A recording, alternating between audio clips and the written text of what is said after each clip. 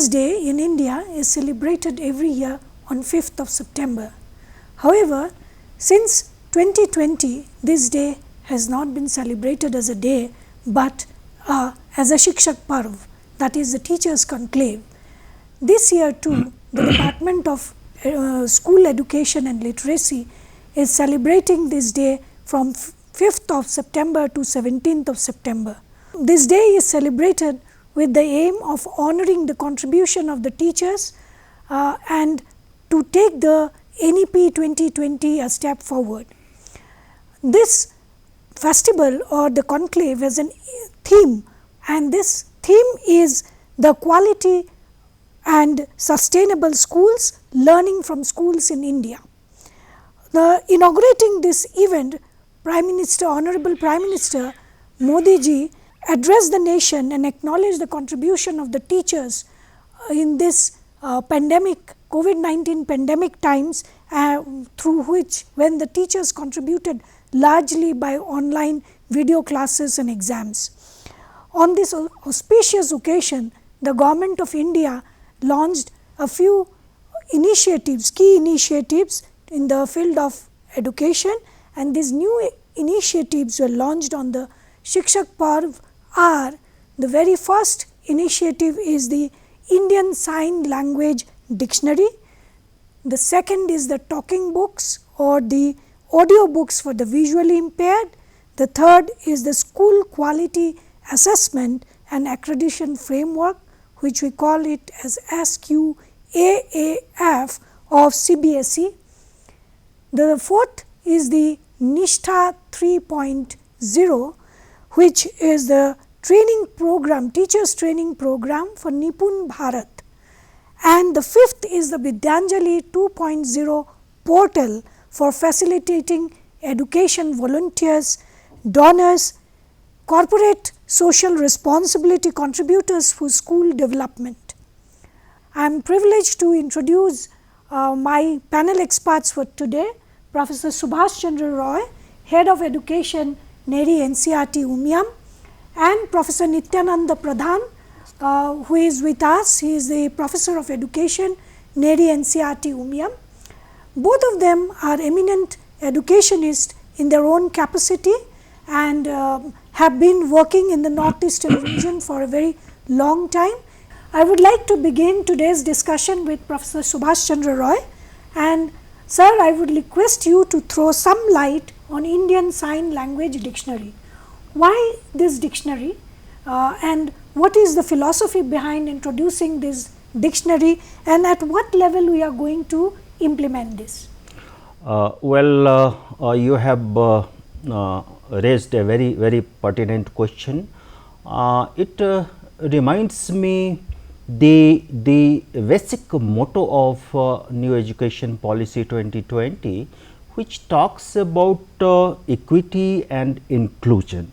When we say that inclusion, we mean that each individual, each child in the classroom is very important, and we have to take care of the learning of each child in the school, and that too with all qualities, that too with all competencies, and that too with the intended learning outcomes.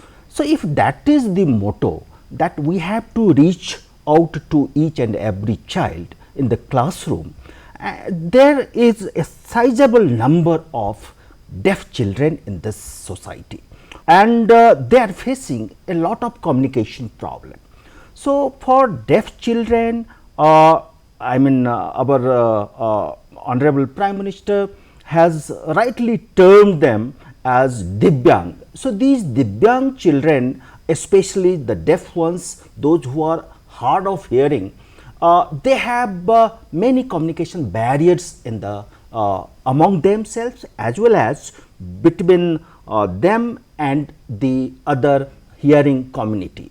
Just to illustrate it, I would say that there is a lot of communication barrier between the deaf child among themselves as well as the other children of the class and as well as the teachers. So, it is a very difficult to reach out to them, to deliver the competencies, to deliver the skills, to develop those things in the classroom, outside the classroom, among these children, this category of children. So, there is an institute which is called as Indian Sign Language Research and Training Center.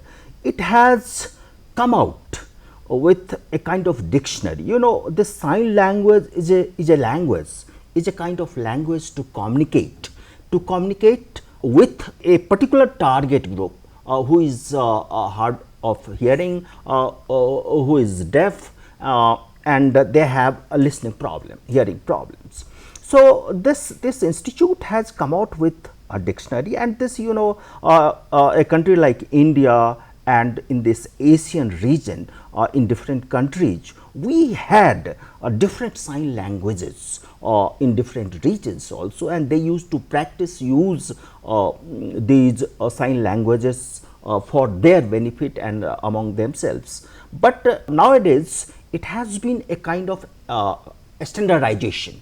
So, they have standardized and they have made it a kind of national standard for sign languages. So, this Indian Sign Language, this dictionary has been developed, as you have mentioned that it has been released by our Honorable Prime Minister, and basically it is to overcome this communication barrier.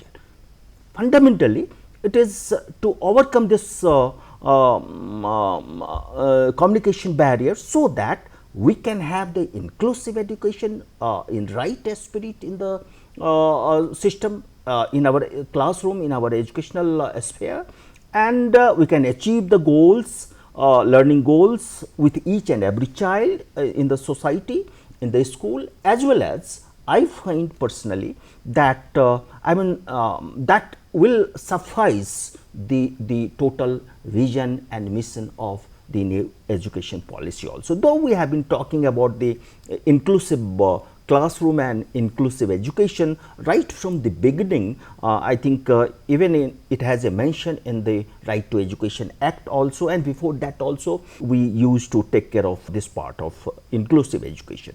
So, this Indian Sign Language Dictionary, which has been released, of course, it is of 10,000 words, and in these words you will find the beauty of this is that the words have been taken from the everyday lives, everyday life related words, and which can be used for everyday living and everyday communication. So, that is the beauty of this dictionary.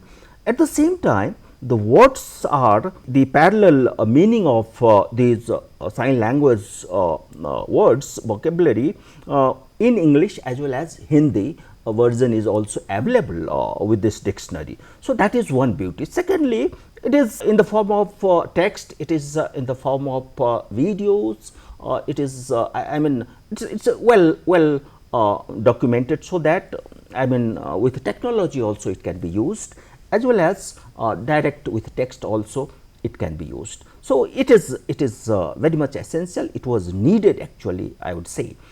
So, that is one thing. Secondly, the third point I find that in this dictionary, so far as my knowledge goes, they have also taken the words and terms say from the medical field, from the agriculture field, from the science areas, social science areas, the professional technical areas, those terms and terminology also they have well captured in this dictionary. So, it is very useful, it can be useful in multipurpose ways, and it is a wonderful initiative, I find, that which will meet the requirement of the inclusion in the classroom education.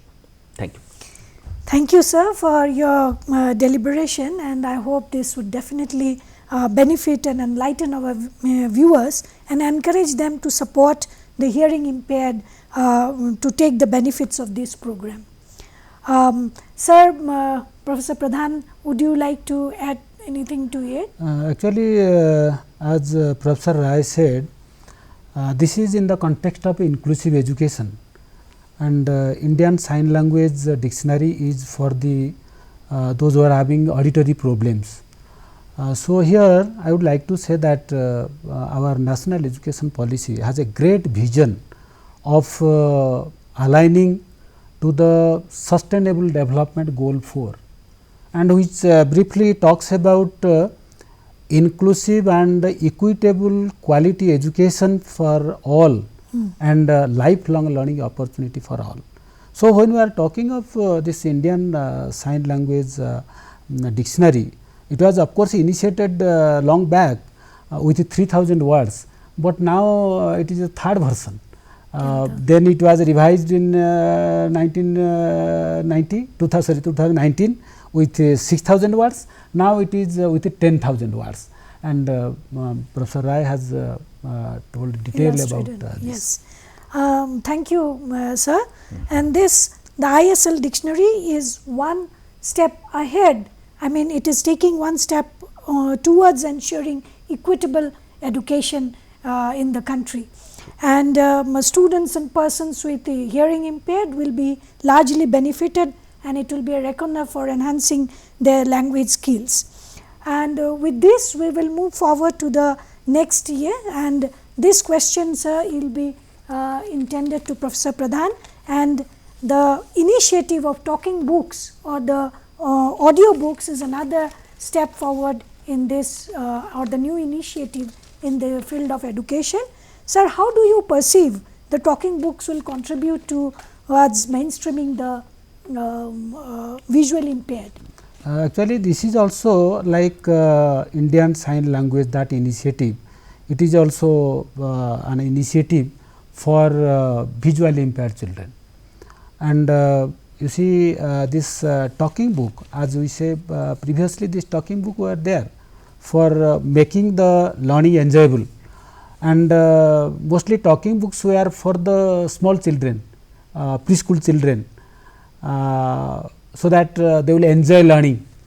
And this now the initiative of Government of India about talking book is for the visually impaired. The focus is on the learning of visually impaired children, because when we talk of inclusive education, we cannot also leave them. So, in this talking book is a kind of book that comes with it is a recorded book, and that comes with a pen like instrument. When you touch the book, it talks, some sound comes, and it will definitely help the visually impaired children, and also the children with other physical disability like dyslexia, and also old persons, those who have some visual problems with reading the books. So, this talking book has been, but the initiative of Government of India about this talking book is mostly focuses on making education inclusive. So, these are the two initiatives, like Indian Sign Language Dictionary with 10,000 words, having, as Professor Rai said, with some local words and terminologies. Similarly, this will help for the inclusion of visually impaired children at the school level. As we understand that talking books are a milestone towards ensuring quality education for the visually impaired. And for the benefit of our viewers, I would also like to say that the NCERT has 377 textbooks in the talking book format, and this will facilitate around 25 lakhs of Divyang students, especially the visually challenged in the country. Okay. So, this is what NCERT has done for the visually impaired children. The next question is for Professor Subhash Chandra Roy. We have been talking about Shala Darpan, Shala Siddhi, SSA, Shagun Portal, Parokh mobile app for the third party evaluation from time to time. But sir, how is this new initiative of school quality assessment and accreditation framework SQAA F that we are talking about, which the CBSE has developed, going to add to the standard setting of the Indian schools for global compared to the global standards? Well, again, this is a very good move by CBSE, and this initiative was also launched by our Honorable Prime Minister. I find that this step is it will bring some kind of revolution in the school system, though it is applicable to right now the CBSE affiliated schools, but I find this quality assessment assurance framework, it will take the schools a long way in terms of quality. You know, one thing we have to understand, that you cannot have a common standard for all the schools in this country. Why I am saying, my argument is that each school is located in a particular context. So, the contextual feature of a particular school, the contextual vision and mission of a particular school has to be taken into account. But what CBSE has done in this assurance framework is, CBSE has come out with some standards, fine, some standards and some good practices just to benchmark the schools, each school, not to monitor, not to rank them. Why I am saying that each school is unique?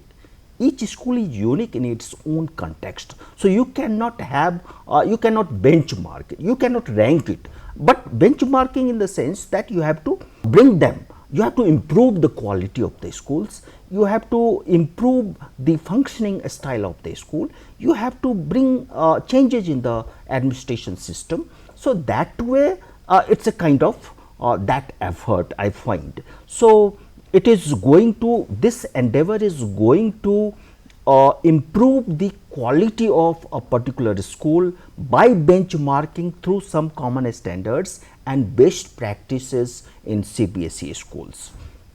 And what I find is this what they have done is visualized that they have set some parameters for benchmarking, and these parameters include both scholastic areas, the co-scholastic areas, the infrastructure part of the school, the human resource of the school, the management of the school, the other resources of the school available there, and above all, I mean the leadership, and above all the beneficiary satisfaction, the target group's satisfaction they have kept as a parameter or the standard, and each school have to meet this, and then along with some best practices. So, they have laid down a framework in which each school has to compete, and that way they will assess themselves. So, this will help the teachers there itself, this will help the authorities there itself to improve upon against these parameters, and it will also help the parents, the community, the other stakeholders to understand how to perform better against these parameters. So, I think this framework will go a long way in improving, bringing a standard and quality in a school system, especially the affiliated CBSE affiliated schools. But I would say I would just like to add one more point here, because I have seen a mention in the new education policy also, that in the long run the state school quality and assessment and accreditation authority would be constituted in each state, and this authority would lay down the standard again for bringing parity in quality and improving the schools, bringing them, benchmarking them, bringing them at least up to some level. So, it is also, I think this kind of effort, especially what CBSE has come out with this framework, this effort is going to even identify the unique characteristics of a particular school also. It is going to recognize the excellence of a particular school also. It is going to identify innovative innovative practice or best practice in some schools also. So, that way it is going, it is not ranking, but it is giving value or identifying the special nature or a specific contribution of a particular actually, school? Professor Rai, its focus is the self evaluation. You know, CBSE has around 14,000 schools or affiliated schools in India and also in 25 countries around the world. Yes. So, this framework that has been brought out by CBSE is going to help, as Professor Rai says, to improve the quality of education, Right. and mostly to focus self evaluation. So, in fact, it has two phases. In the first phase, the school will assess itself, like Okay. UGC in Self-assessment. NAC is for higher education. So, school assesses, it prepares a self assessment report, Right. and an external peer team will be coming to verify the assessment of the school. So, how to improve the quality of school through self assessment. That is the key focus of this SQAAF. AAF. Thank you very much. Thank you to both of you.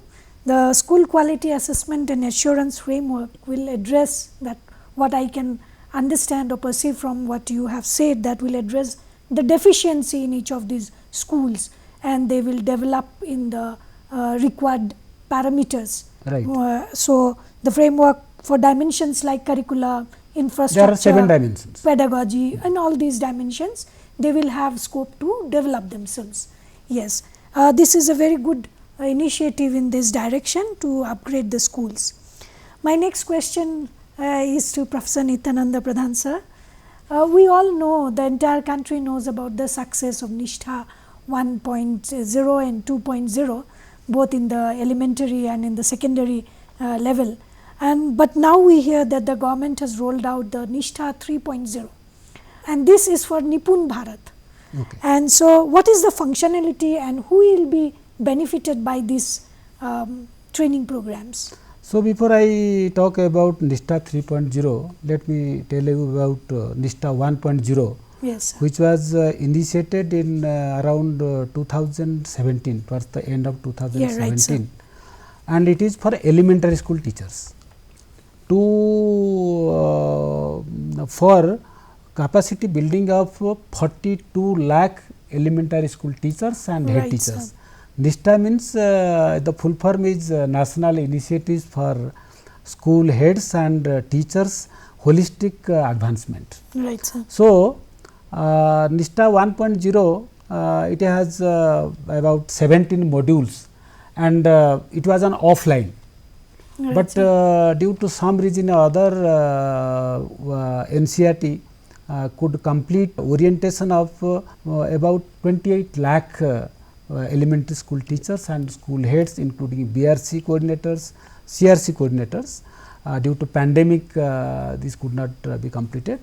Then Nishtha 2.0 came, which was for secondary and senior secondary school teachers, and this was on online mode again. Then this is the third version. Nishtha 3.0 is for Nipun Bharat. Nipun Bharat means this orientation program is for 25 lakh teachers who will be teaching to preschool students and also up to class 5. Right, Up to sir. class 5. That means, according to this policy, for foundational stage teachers and head teachers, and also for preparatory level teachers. So, it has 12 modules, and its focus is to orient the teachers on the reading skills, reading with comprehension, and numeracy. Because as you know, our policy, national education policy says there are 5 crore children, more than 5 crore children in the country who have inadequate knowledge on this foundational literacy and numeracy, means reading with comprehension and numeracy, simple mathematical calculation. So, in order to and policy says it is a crisis, it is a learning crisis in the country. That 5 crore children are not able to read with comprehension and do simple mathematical operations. So, these teachers will be oriented how to improve the reading with comprehension capacity, and also this numerical teaching skills, that is a competencies. These two competencies are very important. So, it is Nipun Bharat is for competency based teaching, orientation of teachers on competency based teaching, and again it will be on online mode. So, this is what is NISTA 3.0. Thank you, sir. So, I understand that Nipun Bharat will give a platform for the teachers to make classroom teaching learning more enjoyable, and it will be more practical based, hands on. The children will be engaged. More engaging. Yes, will be engaged in learning, and this will really give the teachers an insight into developing their skills. Right. This training will give them how to be effective in their teaching for these Competency based teaching. Yes. I would like to add one very significant point here, Right. that in this module, each it's online, and 2 modules have to be completed in 1 month, and I think by February 2020 the entire this NISTA 3.0 has to be finished. And now there is a rigor in it. What is that rigor? That when the teacher is undergoing this, they have to achieve a level, certain level. So, during assessment, the minimum benchmarking is 70%. So, each teacher has to score 70% in each module. So, that's another Yes, feature. very good. So it's I mean in quality wise and in rigor wise, I think this module will make a change, difference. It will definitely make some changes, and as we know that this from preschool to the class 5 level are the formative period in a child's life, and so the rigor is seen in the teacher, and this will be reflected in the classroom teaching For too. the first 2 stages of school education. Yes, and so it will be a very good initiative, and this will bring changes in the field of education. Sir, my next question is to Professor Subhash Chandra Roy, and we have been hearing about Vidyanjali 2.0 portal, and this has been launched for facilitating education volunteers, donors and CSR contributors also for school developments. Sir, please throw some light on this program, how this is going to take its flight in the schools, and how this will benefit the teaching learning process or the learning of the children in the classroom. Well, you have again brought in a very important area of school education. You know, this Vidyanjali, if you utter this word Vidyanjali, the Sanskrit word or Hindi word, I mean it's a kind of offering the learning and the contribution towards it. So, it's a total contribution. The whole motto reflects from the word itself. I remember, and being a student of education, I would say that schools are not island. Schools are the organically, schools are related with the society and the community and the stakeholders. So, it is not the job of government only or the system only to bring quality in schools. The whole spectrum is, if you want to understand the basic philosophy of this Vidyanjali program, and I remember it is not the first time. Even Vidyanjali 0 also, it was initiated during SSA Sarv Shiksha Abhiyan also, and that time the community participation and the role of community was considered and perceived, and other stakeholders in the development of the school and quality of teaching and learning and all the activities of the school summarily, how to develop and how to enrich the school in a local context. So, that was envisioned in Sarv Shiksha Abhiyan also. So, Vidyanjali, it was 0 you can call it. Now, or 1, this 1.0. This 1.0, this is a 2.0. Now, our Honorable Prime Minister has launched this portal. They are saying that they have launched the portal. What does it mean? Philosophically, it means that the system, the government alone cannot take the responsibility of schooling, the education. So, the partners, the community, the stakeholders, the opinion makers, the private partners, they have to come in. They have to come in. The volunteers, they have termed the word volunteers. So, it's bringing a network of volunteers, and volunteers could be in any form, could be in any form. They are the contributors. They are the contributors. Now, these contributors, so-called volunteers, they could be anybody from the community, from the professionals, from the retired or in-service teachers, or any officials per se.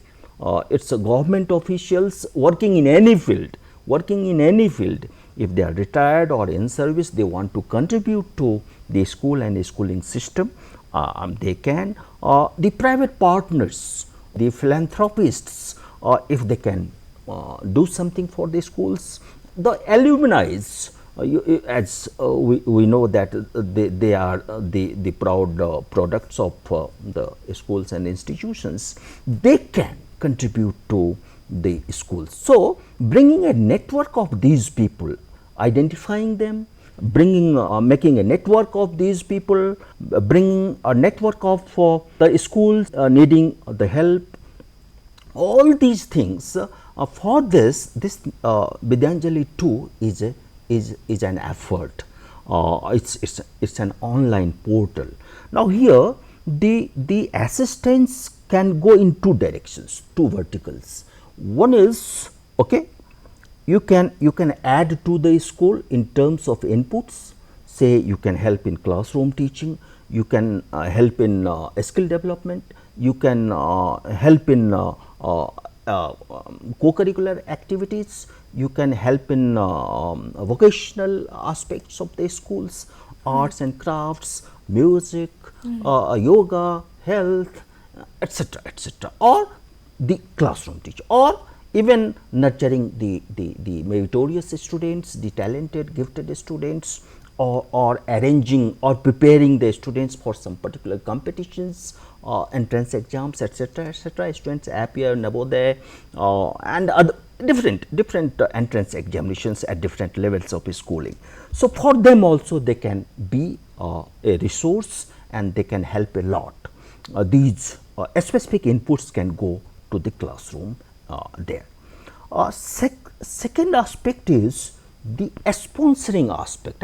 I mean, it's a part of that. It's a part of that. The first vertical, that where you are giving input, the soft part, and here this sponsoring is a kind of economic help. I would say, if a school wants to arrange some program, say the cultural program, say, or the sports events, you say, or any such event in the school, some sponsors would come forward and they will sponsor that program. They will provide the resources, the logistics and other things, and that way the program event can be very successful and very meaningful, I would say, because many schools may not have those resources and logistics. So, this sponsoring is another kind of assistance to the school system. And the third, the second vertical I find is that these volunteers, according to their abilities and capacities, they would provide assistance to the infrastructure development, say the classroom need, say the building, the boundary wall, infrastructure in any form. The classroom needs, say the blackboard is there or anything related to the materials requirement, bench, desk, etc. That is one. You know, these days we have the digital gadgets and all. They are very costly, and each school may not be able to offer those things. So, they can provide assistance in this area, digital area, technological area. The say school has electricity problem and electrical help gadgets, etc. The water system, the cleaning part of sometimes as I have seen here in Meghalaya, it's a very I am very proud of this state. The community has provided teachers in the school, and community pays the salary to the school. Community has constructed the school building infrastructure there. So, I mean like that the community or these sponsors or these volunteers so called, they can provide say one person for one academic session, like that they can engage additional manpower in the school. So, this is a kind of infrastructure addition to the school, enrichment to the school, the sponsorship. So, the classroom and teaching learning process, they can the skill development and I mean in these areas, and then infrastructure and sponsorship. Now, in this portal the beauty is that the school has to register. So, there is a portal, the school has to register, and the volunteer also has to register. Suppose if I want to register myself, so I have to register myself on the portal. Now, there will be a pool of volunteers there, and there is a pool of on board, there is a pool of schools, and the volunteer will choose the schools. So, they will send the request to the school concerned to which the volunteer wants to help, and the school has to give the acceptance to the volunteer first. Then the school will send the demand, requirement. Oh, this is my requirement, can you help me in this area?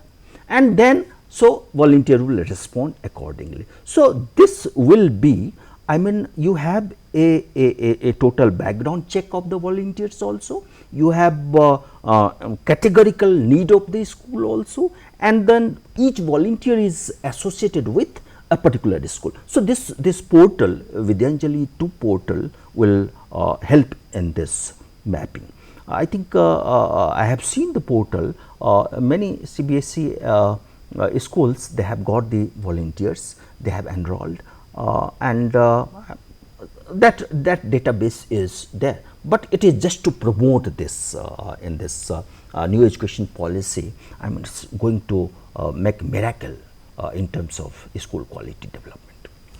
Actually, in this Yes. context, Sir, your I insights. would like to say that sir has already said that Vidyanjali 1.0 that was there during SSA, and that was mostly focusing on, that is a school volunteer program, and mostly I have worked in SSA, that is on structural development of the schools, contribution in terms of kind or in terms of cash.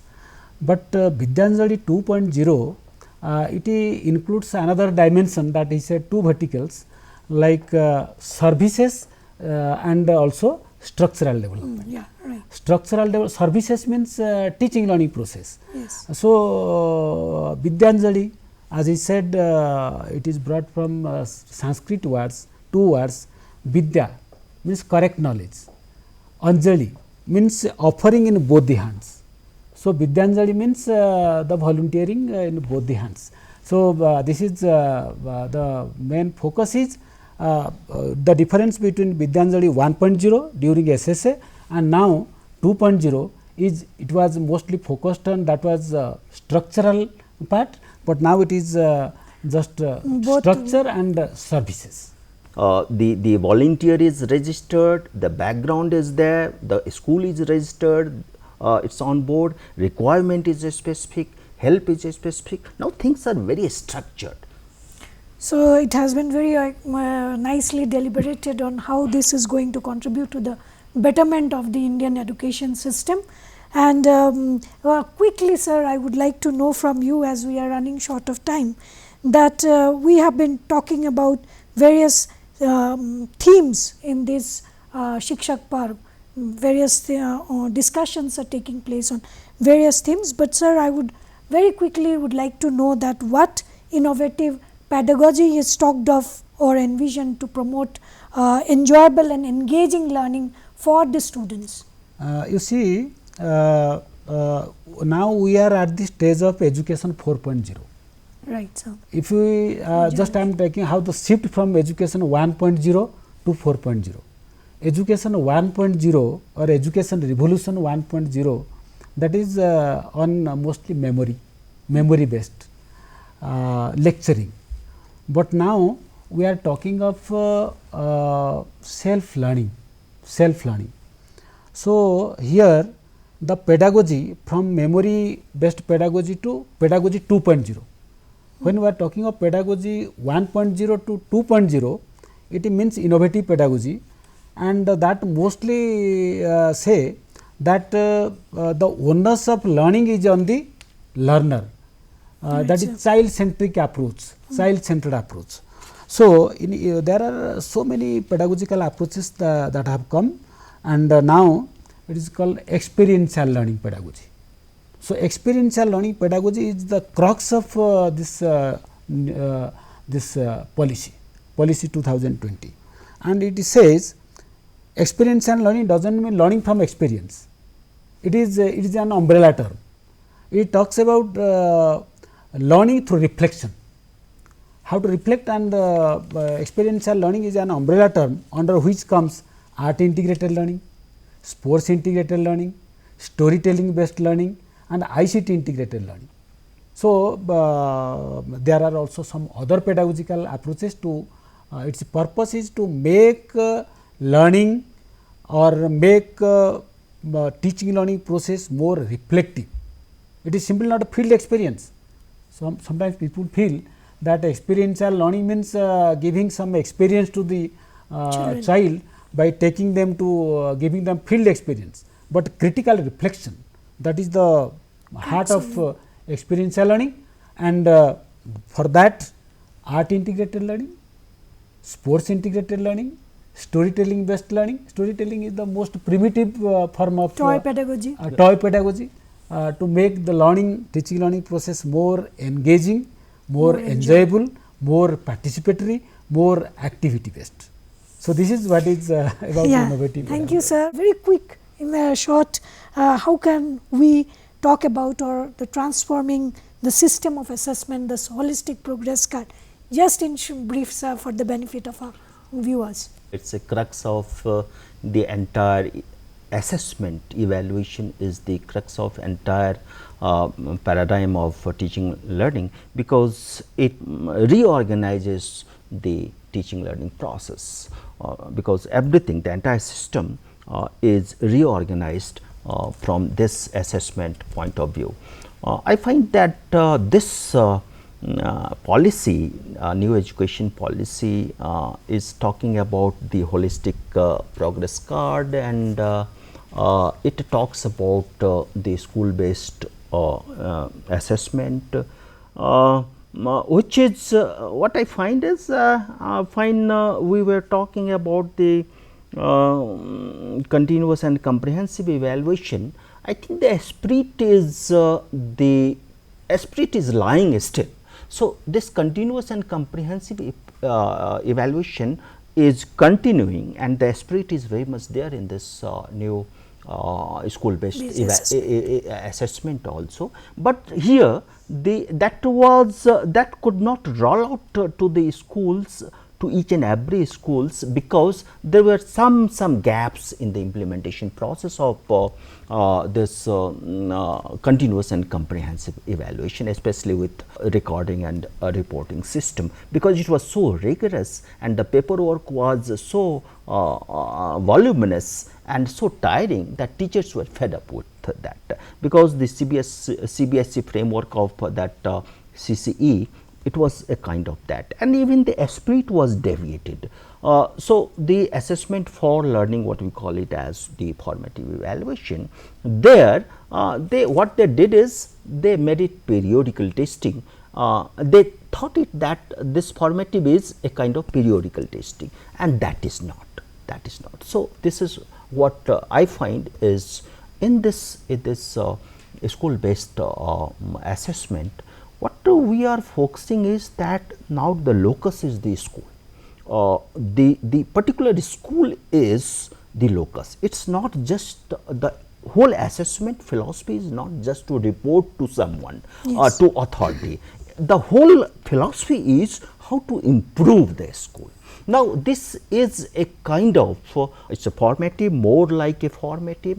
We know in this formative assessment, we know how to record the thing, which things to be recorded, to be mentioned somewhere by the teacher. It is a very much on the spot correction, on the spot mentoring of the child, the identifying the weak points in child's learning, and just there itself to rectify it, to improve it, and even the teachers also with that feedback, the teacher also improves self-improvement in teaching learning style. So, that is there, and then very less is there to be recorded, and very less is there to be reported. Now, this reporting again, the manner has changed, that is one thing. So, it is not summative, and we have the summative system also. The policy talks about the examination at the level of say 3 or 5 or 8, and then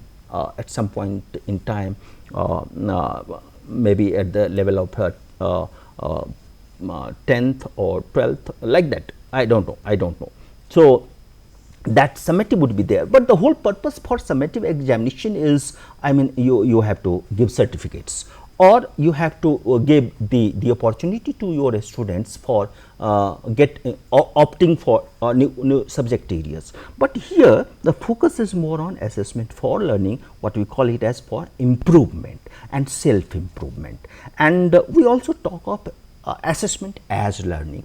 Now, as Professor Pradhan was mentioning, that when the learning becomes self, so when the assessment becomes self, when the assessment becomes child centric, by peer, by group, by along with the teacher assessment, along with the community or parental assessment. So, when it becomes this kind of assessment self against more holistic against, I mean, it becomes more evolutionary kind of assessment, and there is a chance of self improvement there against some. So, here it is not only the importance is, I mean, in this entire new transformative assessment, the focus is not on just on how to learn, but how to monitor your own learning, what we call it as metacognition, the self monitoring mechanism developing in each child. So, that is the budge, and this will bring the total revolution in the quality of teaching learning. And just I will take another 1 or 2 minutes to finish my point. Now, this holistic card talks about, you know, the knowledge, what knowledge we have to capture and what knowledge we have to reflect in the card, what skills and what competencies we need to reflect, what attitude and values we need to reflect, and then what transformative journey we have captured in this philosophy, whole philosophy of NEP, that the 21st century skills may be sustainable things, sustainable goals related areas, environmental and other areas, how to cope up with new challenges, the futuristic, how to shape our future. The children should how children learn these things, how to shape the future, how to cope up with the tensions, anxieties, that is another thing, and how to grow in a holistic way in this new upcoming areas. All these things together, when these things are captured in the progress card, I think that would become a holistic progress card. So, this way I take it as a real revolution in the school system in the coming days. Thank you. I will add only 2 sentences. The policy emphatically talks about, in this connection, what Professor Rai said, 360-degree assessment. Right, sir. So, this 360-degree assessment means that the child would not only be assessed during school hour by the teachers, Right, sir. he will be assessed by Beyond his the peers, school hours that is also. called peer assessment. He will be assessed himself or herself, and also he will be assessed by the teacher. So, peer assessment, teacher assessment, self-assessment, and mostly on school based assessment, and the child will be assessed in not only in the school premises, in the classroom, he will be also assessed at home, assessed when he is with the friends. So, this is what is called 360-degree assessment. Thank you so much, sir. I think it was a very, very fruitful discussion, and before I wrap up this session, I would just like to express that both the panelists have given very important insights into these key initiatives of the Government of India, and this will definitely bring education to forefront and make education more inclusive and holistic and also equitable. And in this manner, when the school education takes a lead, it will bring changes in the country, and also it will see the light of new dawn in India, when academicians, experts, teachers, students, all at every level come to the participation mode and bring in the desired transformation in education sector in the country. Thank you so much, sir. I express my heartfelt gratitude to both of you, sir, for sparing your time and taking part in this discussion, and I am very sure that the viewers will be benefited by this exhaustive remarks made by the 2 expert educationists here in Northeast India. Thank you so much, sir. Thank you very much. Thank you very much. Namaskar. Namaskar.